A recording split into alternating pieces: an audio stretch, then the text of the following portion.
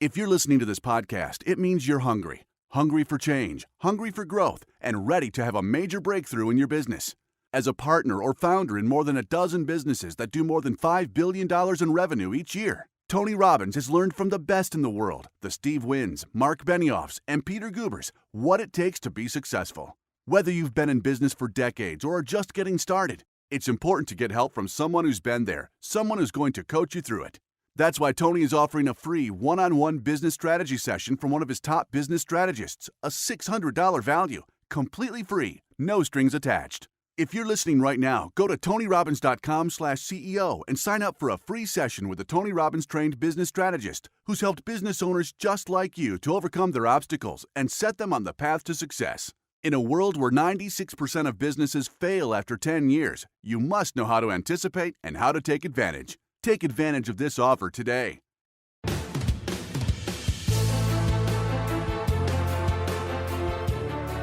In this episode of the Tony Robbins podcast, we're bringing you to Business Mastery one more time, where Tony recently led a panel discussion with the business leaders behind some of today's fastest growing companies. For this episode, you're going to hear from one of the founders of a company that changed the travel industry forever. When's the last time you booked a trip somewhere? Where'd you stay? Was it a hotel? Or did you opt for the alternative and rent a room, maybe an entire house, from a local? The idea of staying in a stranger's home may have blown your mind a few years ago, but today it's not just a standard practice. It's actually the preferred accommodation for tens of millions of travelers across the world. There's just one company to thank for that: AirBnB. AirBnB started as a simple solution to a pressing problem. Co-founders Joe Gebbia and Brian Chesky couldn't afford rent, so they opened up their San Francisco apartment for guests to stay in. They soon realized they might be onto something bigger than just a way to avoid being evicted. So, along with their old roommate, Nathan Polkarchik, they started to build it into a business. That was nearly 10 years ago. AirBnB has been through a lot since then. It was by no means a straight path to success. In fact, they launched and relaunched a number of times. They found themselves up to their ears in debt, and they were rejected by investors over and over. They were very close to flatlining on more than one occasion. So how did they persevere? How did they turn a floundering idea into a global business that now operates in more than 34,000 cities in 91 countries? It's now estimated to be worth $30 billion. Let's go to Business Mastery to find out. So we talked beforehand, before we joined Facebook Live and so forth, for about 45 minutes. We shared some of the businesses that you began before and how all of you have the common element of you decided what the outcome was, right? You know why you were doing it. You didn't know how. None of you knew how. And all of you figured out the how, which is really, I always tell people, it's the tyranny of how that keeps people from doing things. If you know what you want with such precision and with enough certainty, you've got strong enough reasons, you find the way.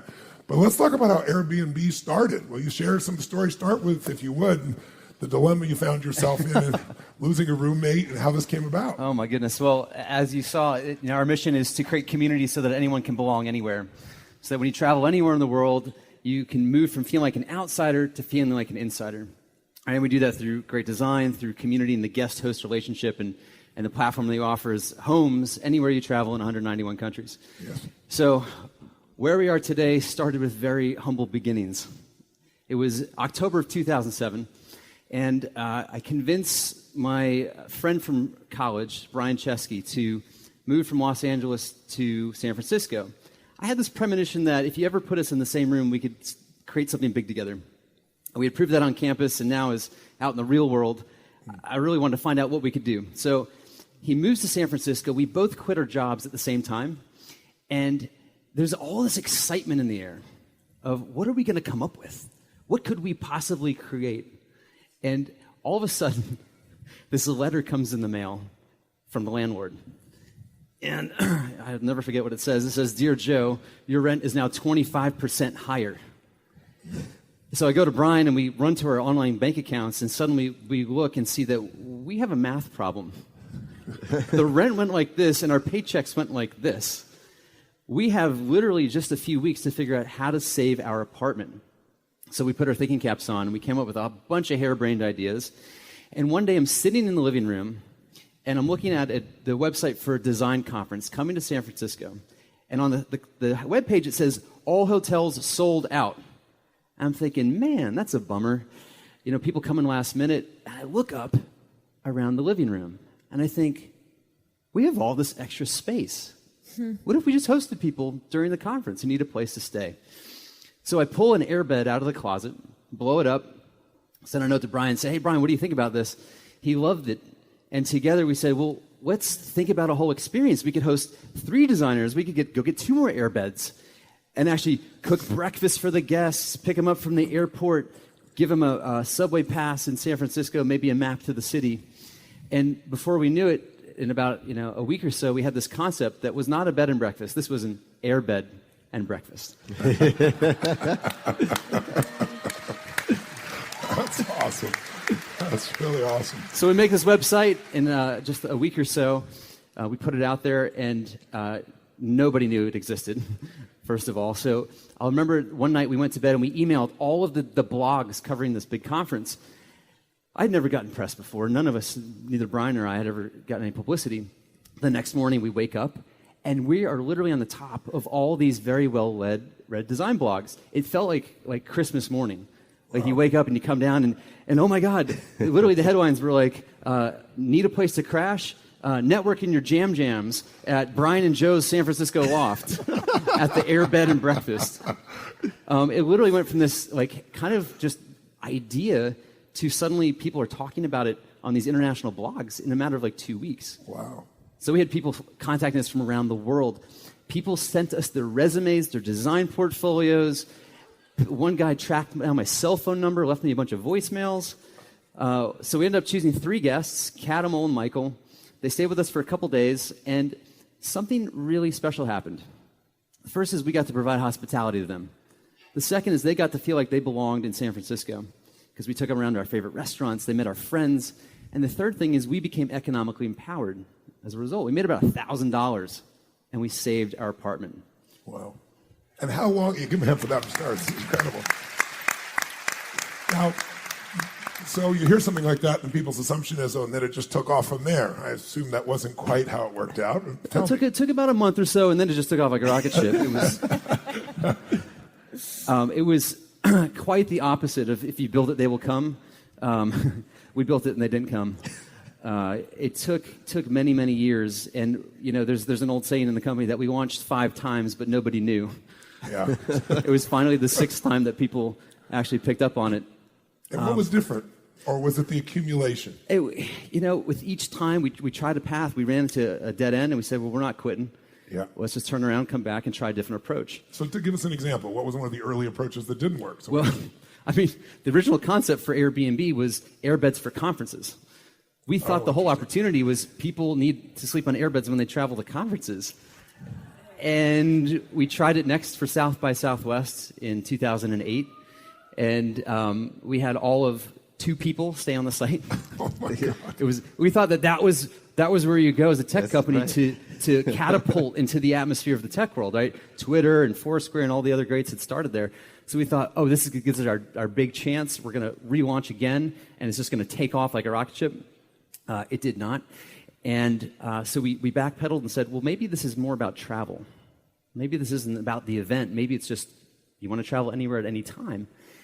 So it was around this time that 2008, the summer, the biggest story in the summer of 2008, go back with me here for a minute, the presidential election. Barack Obama, John McCain, this was sensational. And everything was gearing up for the Democratic National Convention in Denver, Colorado. And it was so big they had to move Obama's DNC speech from the basketball arena to Invesco Stadium to accommodate 100,000 people. The only problem is that Denver has 20,000 hotel rooms. Wow. So we thought, maybe there's a way we can ride on the coattails of all this publicity to solve this big problem. Literally, the mayor of Denver was saying they're going to open up the city parks so people could camp out. They had nowhere to put people. And so we thought, well, maybe we'll just relaunch again. Nobody knew about the other one anyway. So we'll just do it all over again. But this time we've got a big spotlight on us, and maybe people will actually see it. Yeah. So we geared up, and we went from 0 to 800 homes in Denver in a matter of 4 weeks. Wow. And in doing so, we started to get publicity. We started with the local bloggers in Denver. That became a local city story. They sent the ABC News to video our hosts. And when ABC does something, NBC and all the others do too. Then it became a regional story and then a national story. And we ended up doing a live interview with CNN from our living room. Brian and I are sitting next to each other with earbuds in our ear over Skype with CNN. Ended up becoming one of the most watched videos on CNN.com that day. Is that when you also end up coming up with the idea of the cereal? Is that at the same time? Oh, boy. Will you talk about that, too? Because you were still trying to make ends meet, right? Well, so let's get to the cereal.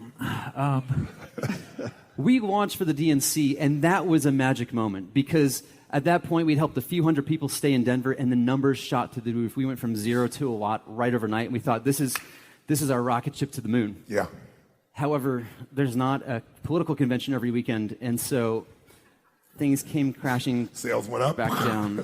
And we entered what's known in startup land as the trough of sorrow. Right? Which is, you have a product and you market in a market, but there's not a fit yet. Yes. And so there's zero growth. I also call it the Midwest of analytics. Perfectly flat for miles.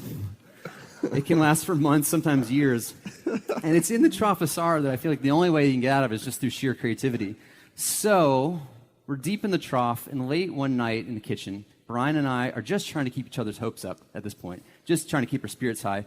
And we start joking, we're called Air, Bed, and Breakfast. What if we provided, something for our hosts to give to our guests? What if we gave them breakfast cereal?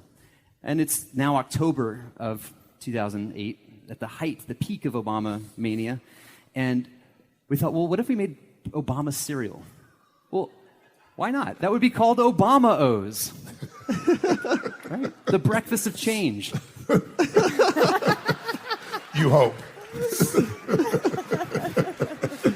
And we thought, well, we're a nonpartisan company, so we need something for McCain. Well, maybe that's Captain McCain's. He was a captain in the Navy, it turned out. And the tagline would be, a maverick in every bite. So one thing led to another, and at the time, I don't even know how we did this. We ended up making boxes of cereal. Did you design them? We did design them. The first thought was, well, let's get on the phone with cereal producers, because how do you actually make cereal? I had no idea. We're designers and tech guys. Cereal is kind of a little bit outside of our realm. So I get on the phone, I call Kellogg and General Mills. Those conversations were very short. So I changed tack and I said, well, I'll call local Bay Area cereal manufacturers. They at least listened to the pitch and politely declined. So then it was back to square one. Okay, how are we going to get cereal? Well, cereal is already at the grocery store. Maybe we'll just do that. So we designed the boxes. We found a printer, actually a RISD graduate who decided to print the boxes at no charge, given that we would pay a commission on the sale of every box. God bless him. And we decided we would just put orders up on a website called ObamaOs.com. And every time an order came in, we'd go to the grocery store, buy a box of cereal off the shelf, bring it back to our apartment. Put it in your box. We'd pull the bag out and we'd put it in our own Obama O's box. But it is the best part. You charge $40 for that, right? $40 for a box of cereal. We did. So we sent we had to hot glue each one on the top, by the way. I had so many burned fingers at the end of that. Our kitchen was this production line of breakfast cereal. And Brian and I often looked at each other like, did Mark Zuckerberg ever do this when he was making Facebook? This just seems a little far afield here. So we sent the boxes out to all the press media that we could think of. And it ended up getting on all the morning shows and a bunch of publications, Fast Company, Wall Street Journal. And CNN, again, called us back. It was like, this is awesome. We want to cover you guys. They did this live interview, and we sold out of Obama's within a couple of days. So at $40 a box, and we sold 500 boxes. We made 20... That's a lot of trips to the grocery store. Yes, it was. You should have seen the look on the cashier's face every time. We just clear the shelf. I had 3 shopping carts of O's going through the thing. I tried to explain to her, we're this tech company, we're making breakfast cereal, Air, Bed, and Breakfast. And she was like, And eventually I just learned the line. I'm like, we run a bed and breakfast. And she's like, oh, okay. So But it actually gave you some cash to keep yourself above water, right? At this point, we were so deep in the trench, the Trough of Sorrow, we had about $20,000 in credit card debt. Because to understand where we were in the life cycle of the company, we had that rise for the DNC, and we thought, this is a great time to go raise money. Our numbers are up. Let's go talk to investors. We got introduced to 20 of the Silicon Valley's best investors. 10 met us for coffee, or 10 replied to our email, 5 met us for coffee, 0 invested in Airbnb.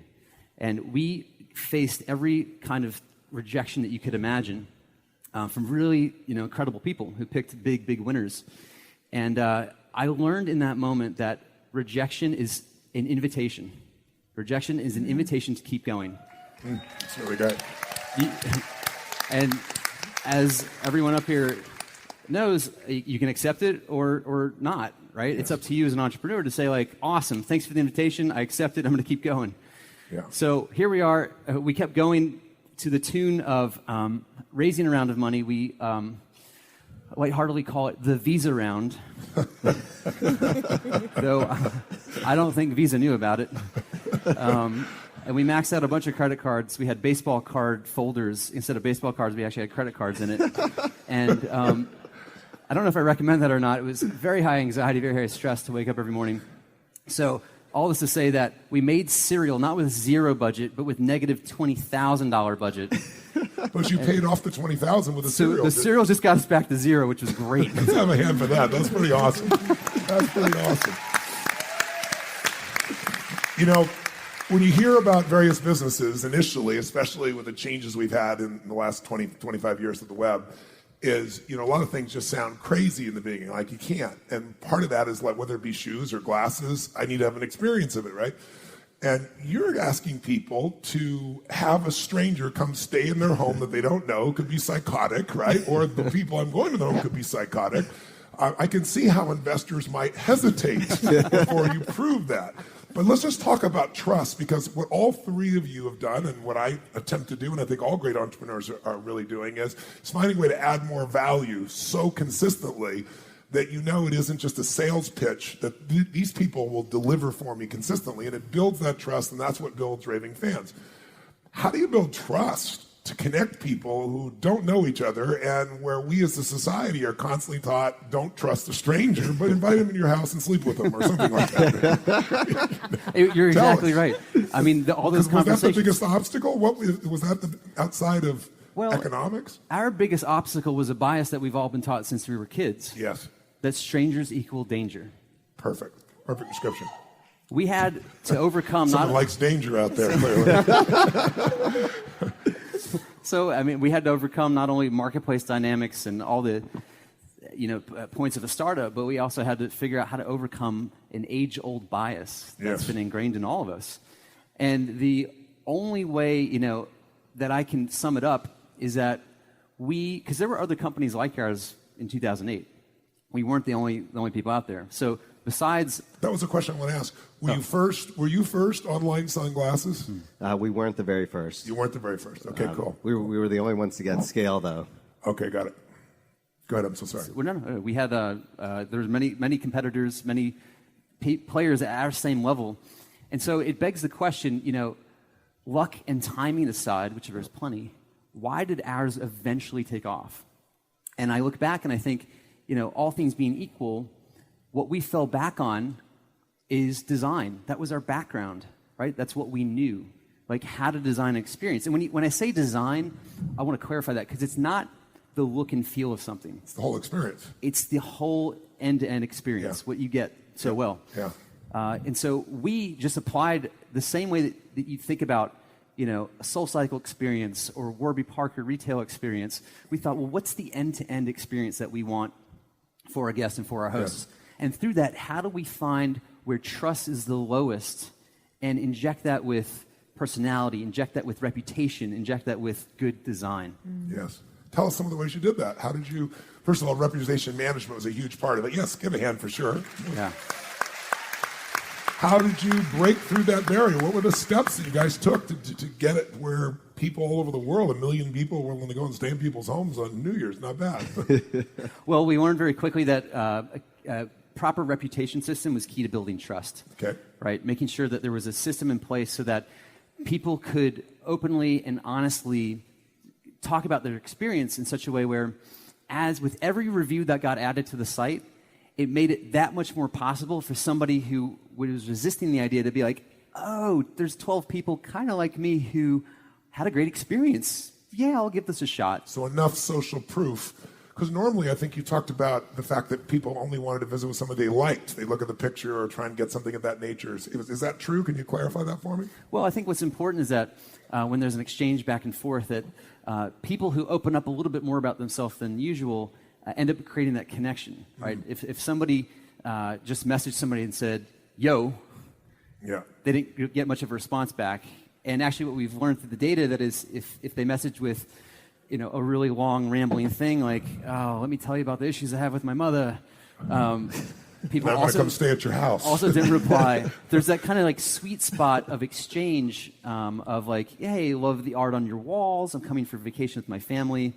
Yeah. So finding that sweet spot and helping coach people as they're moving through our system to how to communicate with each other. What once you figured out the reputation management, was that enough to break down that entire concern or fear, or did you have to do other things in the design? I wish. Yeah, the first 4 years of the company were pretty dismal. A lot of people don't know that. Maybe they look at the company and say, wow, what an overnight success it was. We've been doing this for over 9 years now. And the first 3 to 4 years were absolutely just some of the most difficult, most painful years of my entire life, trying to figure these dynamics out of how do you make it comfortable to say yes to letting a stranger in your home. So I'd say another principle that we had, that we employed through design, was the principles of fun and friendly. How do we make sure that our design language, our copy, even our colors, the typography, every nuance and detail, communicate a sense of fun and friendliness, right? We couldn't sit next to somebody and be like, well, of course you can trust this. We've had this many thousands of people do it. It works for these different reasons. We need to design to fill our shoes and actually communicate that on our behalf. All three of you have really worked on design as a competitive edge. I mean, certainly designing the environments in SoulCycle, obviously the glasses. And is design really a giant competitive edge in any business, or was it in just your businesses from your perspective? I'm asking you. I know what the answer is going to be. But tell us a little bit. Tell us a little bit more about design so that someone who maybe isn't thinking in your light can think about, how can I design a greater experience for my clients? How do you think about it? I think design is a consideration for the end customer, right? At every moment, not just at the website moment or the time you open the door to the store. It's really like, you take like a water bottle here. Let me grab this real quick. So like, design isn't just the water bottle. Design is thinking about, okay, what's someone's first experience when they hear the name of this brand? How do I want to design that? What's their experience in the store when they see this on the shelf for the first time? What's their experience when they get home and that first sound that happens when I click the lid? What's the first experience where I taste what the product is like? Going through the whole cycle, what's the experience of where this goes after its life? How does this make sure it fits back into an ecosystem materially? And design is considering all of those moments along the way. Very much like you did for the cushions you described to us earlier, like looking at every stage. You kind of observe what they really do and then make your modifications from that if there needs to be modifications for them to become more excited about it. Tell us about capital and expanding the business. I mean, here you are, you have a $30 billion valuation. I think Marriott has got a $20 billion valuation. They're around 104, 105 years, you're around 9 years. You don't have any hotel rooms. You and I were talking offline, you were saying, we don't compare ourselves to hotels. Tell us about capital and tell us about why are you not a hotel? What's the difference? What is the real pull from your perspective? You've alluded to it, but I'd love to hear it even more explicitly. Well, I think, we consider ourselves a part of what's called the sharing economy. And there's been a lot of definitions of what that means. I'll define it for you here, which is, to me, the sharing economy is commerce with the promise of human connection. I love that. If you called it... Yeah, that deserves a hand for sure. Thanks. I think if you called it the rental economy, it would be incomplete because people share something about themselves, right? And we have got plenty of stories to back that up about how people go above and beyond to make sure that you feel welcome when you're in their home. So for us, the thing about our company is that it's not actually a new idea. Because if you go back a couple of generations and you ask your grandparents how they traveled when they were kids, Yes. they wouldn't tell you hotels. Yes. They tell you a modern farmhouses, experience, yeah. bed and breakfast, inns, Yeah. staying with people in their homes. Yes. So we like to think that all we've done is bring the way that people used to travel back using technology. And when it comes to financing that, the power of the internet is insane in that you can reach so many people so quickly. And for a travel company, that's incredibly important for us to be everywhere all at once.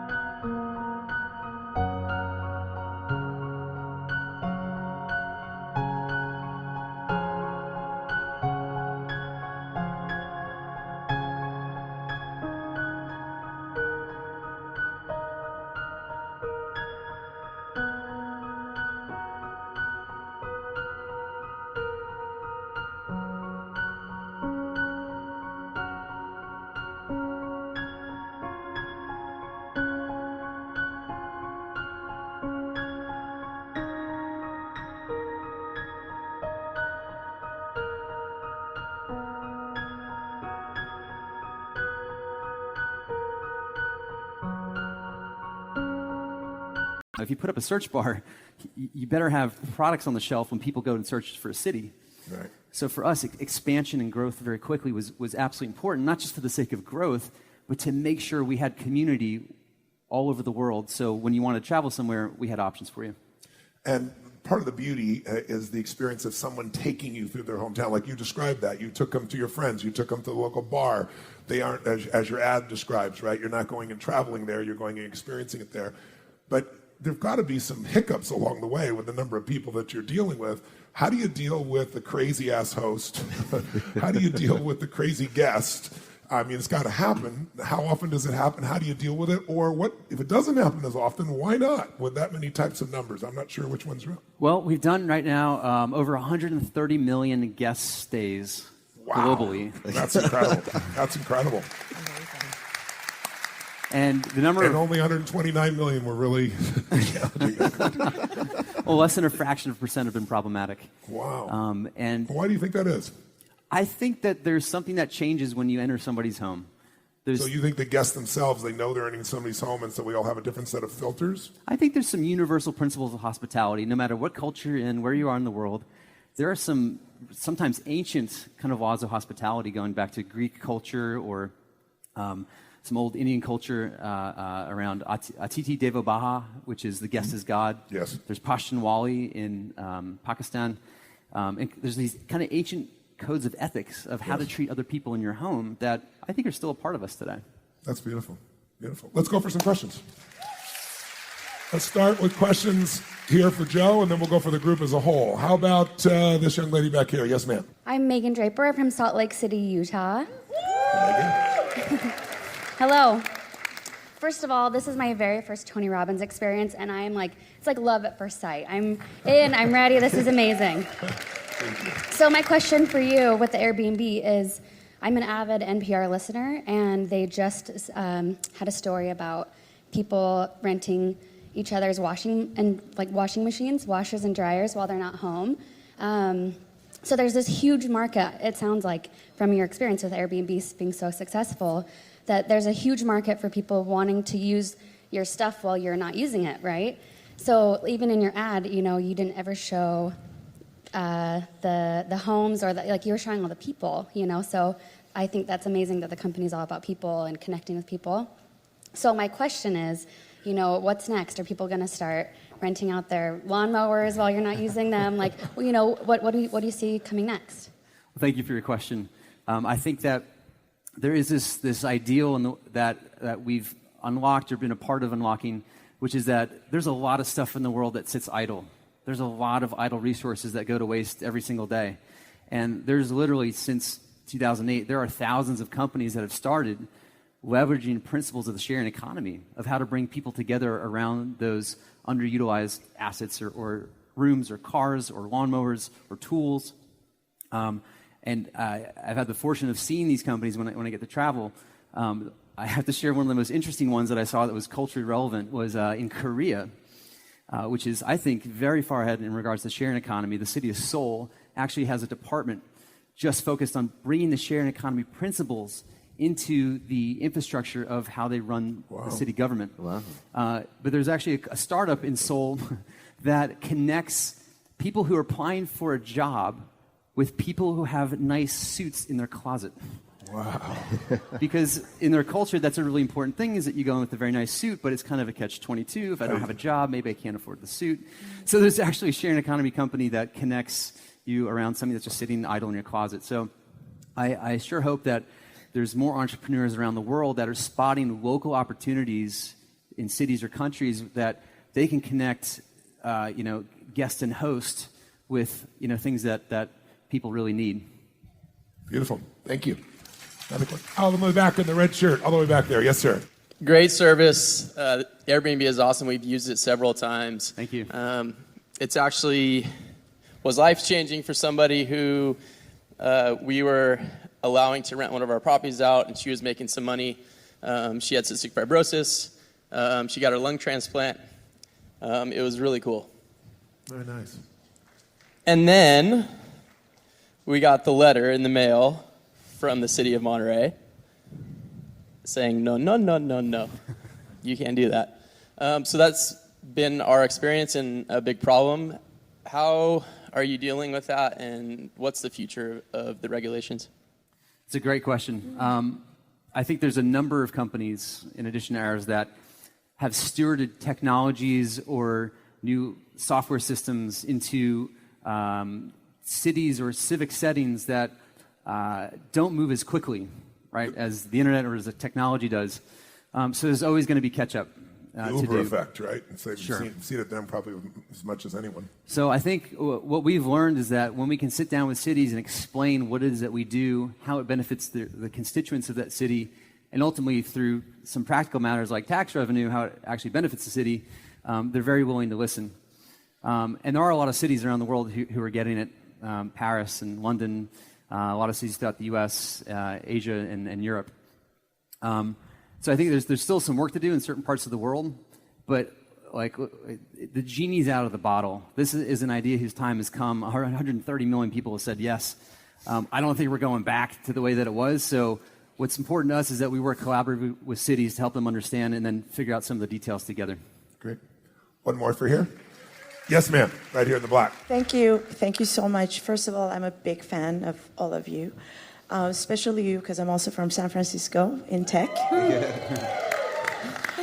So I'm a user experience researcher, and I'm sure you know exactly what it is.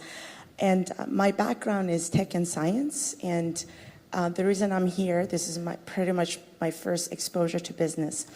I've come up with a cutting-edge type of user experience type of research where I am reading the minds, measuring their brain waves, and also connecting that to their emotional states.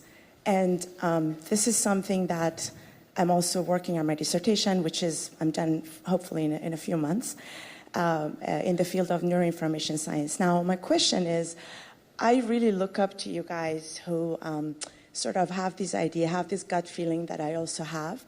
And you quit your job and you do that. And I've been struggling with this sort of decision whether do I trust this gut feeling and actually go for it?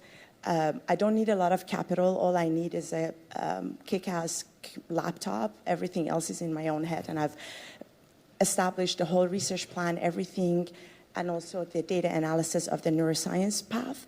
And I know that there's a market for it because when I give talks, people are very responsive. But a part of me is also has this insecurity thinking, well, I really don't know much about a business. And also, I'm more of an artist that we did a practice here. We were with either artists or, and I'm that. So how did you took that sort of big step to actually quit your job and do that, because I think that's huge. That's totally laudable. I mean, I love that. But I just feel insecure, knowing in my gut feeling that this is an idea and there is a market for it, because also we've talked a lot about user research and all that, and I'm actually going to give businesses their emotional states. I'm actually going to read their minds and tell them what's going on. But to really take that big step, I guess, if you could speak to that, that would be awesome. And that'd be nice to hear from all three of you if you're willing to share. Sure, it's a brilliant question, and it's never easy. Like, it's never like, cool, let's do this. Now's the time. I have no insecurities about this. Let's just do this. Like, said no one ever. Like, of course, there's all kinds of doubts, and oh my God, like, what if? At a certain point, I think that there wasn't like this kind of like one moment of like, oh shit, this is going to happen. I think it was a sequence of moments. And looking back before, I quit my job, I could look back and tell you all the things that I did that were like baby steps, like practicing that, like doing something risky, like getting outside my comfort zone, like finding different ways to kind of stretch myself and nudge myself a little bit further. So by the time it came, to make that decision, I'd sort of like tuned the muscle of like, okay, well, I look behind me and it's like, well, those 20 things that I did over the last year that I felt uncomfortable about, or like all those insecurities that I was kind of like, okay, I'm stepping one step at a time. It's kind of like, cool, well, that's behind me. Then this is just literally the next step. So I think looking for opportunities in daily life to just do something that makes you uncomfortable. Whenever you get that same feeling that you're feeling right now, when you're at the checkout counter or on the phone with a friend or browsing a website, find a way to just kind of like challenge it.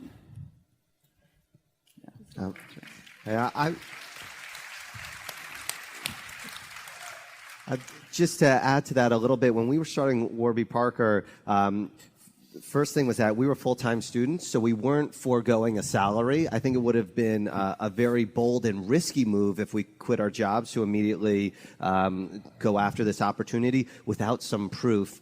And in fact, we were in graduate school as a 2-year MBA program. But while I was working on Warby Parker between my first and second year during the summer, I actually worked at McKinsey. So I had a backup plan. And I actually had a full-time offer to go to McKinsey, but then Warby Parker took off, so I stayed with Warby Parker. So the reason why I highlight that is I think there's this perception that successful people take these crazy leaps of faith that and jump out of planes without parachutes. And I think nothing could be further from the truth. You should think about when you're about to take that leap of faith, can you take a step back and break down that decision into a bunch of smaller ones and scale down the mountain, so to speak? There's a great book called The Originals that profiles a lot of entrepreneurs about how do you de-risk certain ideas. And again, going back to our story, right? We had this idea, sell glasses online.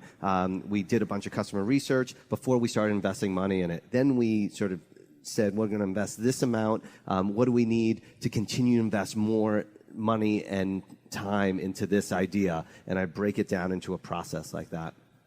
It's also like we talked about the other day about the greatest investors in the world are obsessed with asymmetrical risk reward. They're not going out and taking giant risks. The 50 billionaires that I interviewed, virtually maybe 2 of them did something of that nature.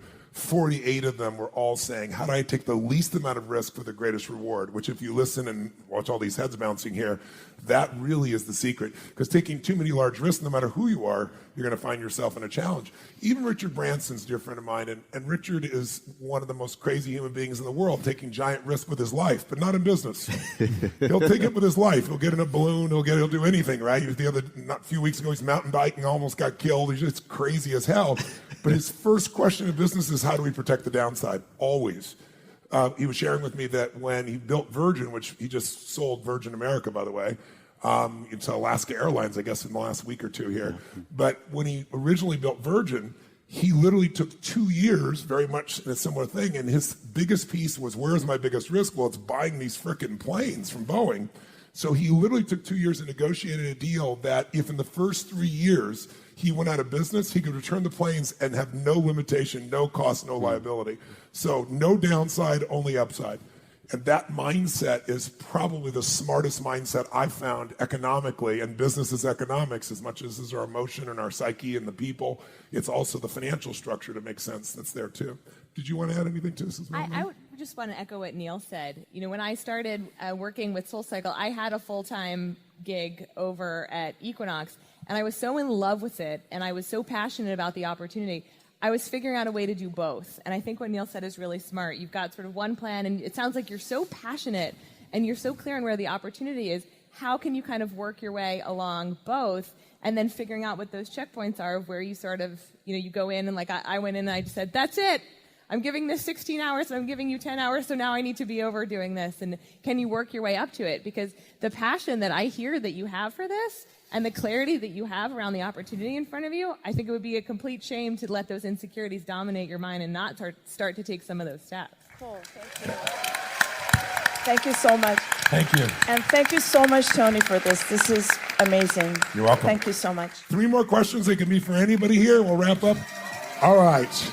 Yes, sir. Right here. So I have a question with Airbnb. I'm kind of dealing with a app-based platform myself where I've got 2 groups of people, professional athletes and trainers and the end users. And one of the things that we're dealing with is quality control. You know, being that, you know, Airbnb is about renting out the, you know, the rooms and whatnot, the design aspect is one of the most critical thing as the end user. So being that you can't be at all the places, how do you really monitor that the ones that are uploading the photos and, you know, making sure that everything's in frame and, you know, it looks great and it's appealing? How, you know, as a CEO, how do you monitor that with all the, you know, the photos coming in to the platform? Yeah, that's a great question, especially when you have to do this in 191 countries and all those different cultures and cities.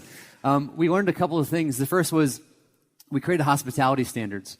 So creating the 9 standards, and I wouldn't call them rules so much as I would call them guidelines of how to coach people through how to set up your house, how to welcome a guest, how to respond quickly, all these things that you need to make a marketplace work and to provide a great experience.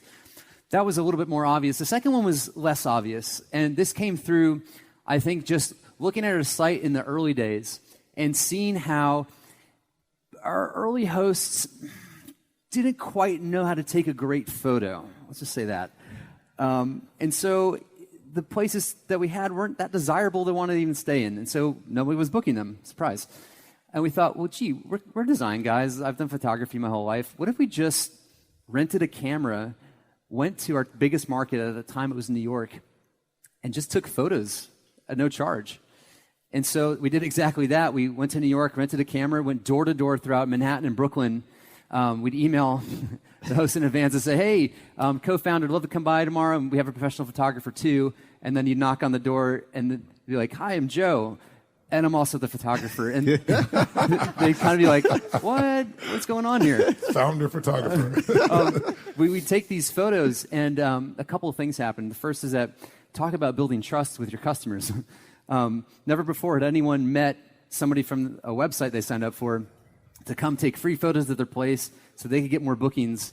And a couple things happened. First is that people started booking rooms because you could actually see what it was you were paying for. And the second thing is through these interactions with these early adopters, it built up so much love with our early community that they started telling everybody about us. When you love something, when you love a brand, you tell your friends about it. Your neighbors, your coworkers, your colleagues, and we started to see our organic growth go up in New York. We had no ads, no online marketing, no press at this time. We couldn't even afford it. And so there was a really valuable lesson there, this idea of find 100 people who absolutely love you is more important than finding 1 million people that kind of like you, right? So going really deep and creating this strong connection with the early adopters, in your case, with your marketplace, can usually inform you about the quality levers and checks that are specific to your platform and your community. Thank you. Very nice. Couple more? How about... Yes, how about in this corner? Thank you. My name is Puneet from Pembroke Pines, Florida. And Tony, thank you for a great event and all 3 of you. Thank you for coming and sharing your experiences. So first and foremost, and I think you all can answer to this, is you have created a niche in your respective markets. You have pioneered a new way of, so for your Airbnb, you have created a whole new market where people are using their properties or investment properties as just to do Airbnb or rent it out and make a new income. So how do you go from there? We talked about adding value. How do you take that to the next level? And how do you guys kind of, within your own organizations, how do you try to put yourself out of business on a day-to-day basis kind of thing to fight those forces coming across, let's say a competitor or some economic change or what have you? I'd love to add to that in that same frame. What's next for all three of you? You guys have built businesses that are such incredible role models. What's next as well? Who wants to go first? I mean, for us, we've been so focused over the last few years on just opening in as many markets as we can because we can't satisfy the demand for the product with the portfolio that we have. And so for us, what I'm most excited about, we're opening our first international location in Toronto in March, which is really exciting and an unbelievably huge endeavor for our organization. I think fantastic. I see a flag over here. So we are really focused right now on our core business growth, our international growth, because we are such a young company and we know how much demand is out there. But I really challenge our team every day. I say all this all the time. We're a company of micro innovation more than we are macro innovation. So how do we up the experience every time so that riders who have been riding with us for 8 years, 9 years, who are still coming in 2 or 3 times a week, how are we evolving the experience for them? And whether that's in the actual workout and different types of training that we're doing in the room or different elements within the studio experience, we're trying to introduce 2 or 3 new things every single year so that people continue to be surprised and delighted as they're coming into the experience. Beautiful. In terms of trying to put myself out of business, so to speak, is that I'm always trying to limit the number of direct reports that I have. So that's something that I'm constantly looking at. And how can I hire somebody with more expertise in a particular area that may complement perhaps weaknesses that I have. So that's always top of mind. In terms of Warby Parker, as we think about growth, again, it's all about this holistic experience. So, right, we're a direct consumer, vertically integrated brand. So we can either go farther down the supply chain or farther up the value chain to customers. So something that's happened in the last week is that we've opened up our first optical lab. So this is light manufacturing that we're doing about an hour outside of New York City, a 34,000 square foot facility. We just opened. We're going to hire 130 people. And it's where, thank you, it's super exciting. It's where we cut the lenses, insert them into the frames, and the primary motivation here is the customer experience. And what I mean by that is that it's going to allow us to get product to customers in the New York metro area faster, which is increasingly more important. It ensures that Warby Parker hands are the last hands touching product. If we want to put personalized notes, we'll be able to. And of course, it helps with gross margin. But again, it's those first 2 other pieces that are the primary impact. The other thing that we're doing as you go farther up the sort of value chain is think about how we interact with our customers and where are their friction points. The 2 biggest pain points for people buying glasses is having a valid prescription and selecting the right frame for someone's face. So now we have 46 stores across the country. We're going to open another 25 this year. So now there's more options for people to go into stores. We're starting to do 3D renderings of people's faces so that way we can create optimal fit frameworks and better recommend frames for individuals. We're thinking a lot about eye exams and technology. Getting an eye exam today is a major pain. Most optometry practices, the hours of operations are not convenient for people that work. The cost is high. What if you were able to get your prescription by doing a simple eye test on your iPhone? That's something that excites us and we think will happen in the near future. Well, I've got 2 answers to your question. The first is, I think, at a certain scale, to be intentional about it. So we've set up a team inside the company called Samara, which I've put together to help think about what are the next seeds for Airbnb. I think, as a hospitality company living in a world of tech, you constantly have to be thinking about what's next because the industry just moves so quickly. There's this famous list of 10 tech companies that were the hottest companies in the 90s, 9 of which you've never heard of anymore. because maybe they got a little bit too entrenched in the business of today without thinking about the business of tomorrow. So for us, that means expanding from the home to the entire trip. So the future of Airbnb is imbuing our values of community, guest, host, of design, from the home experience to what does the whole trip experience look like? How can we help with the transportation, all the way through to answering the question, what do I do once I'm there? So that's, I think, what we're doing at scale. Maybe something more applicable to anybody at any scale would be talk to customers. Like, that's what we did in the early days, is talking to our community, staying connected to our hosts and guests is such a pure source of information for us.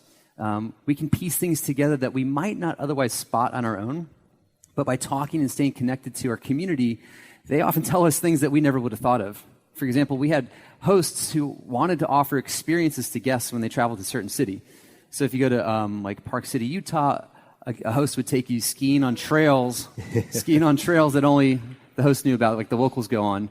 I stayed in Costa Rica one time on our site, and the host took me surfing and gave me free surf lessons because he's a retired professional surfer.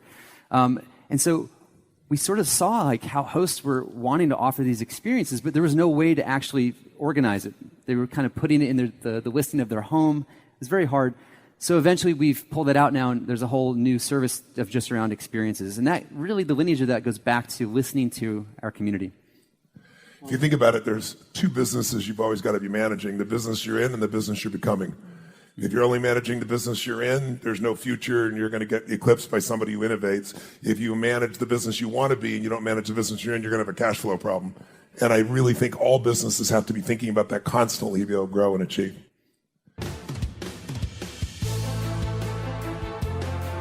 The Tony Robbins podcast is directed and hosted by Tony Robbins and Mary Buckheit. Annie Org is our editorial director and occasional host. The podcast is produced by Carrie Song and Tyler Culbertson.